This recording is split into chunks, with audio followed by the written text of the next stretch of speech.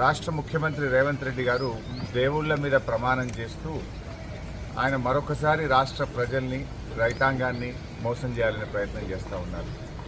ఎందుకంటే ఎన్నికల ముందు డిసెంబర్ 9వ తేదీనే 2 లక్షల రుణమాఫీ చేస్తామని, 6 గ్యారంటీలు అమలు చేస్తామని బాండ్ పేపర్ల మీద రాసిచ్చి ఈరోజు రాష్ట్ర ప్రజల్ని కాంగ్రెస్ పార్టీ మోసం చేసింది. మోసం చేసింది చాలక మరొకసారి పార్లమెంట్ ఎన్నికల్లో కూడా ప్రజల్ని మోసం చేయాలని ప్రయత్నం చేస్తూ ఉంది.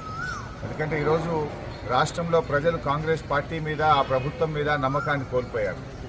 100 రోజుల్లో 6 గ్యారంటీలు అమలు చేస్తామని బాండ్ పేపర్ల మీద రాసిచ్చి ప్రజలకిచ్చిన మాట తప్పింది కాంగ్రెస్ పార్టీ.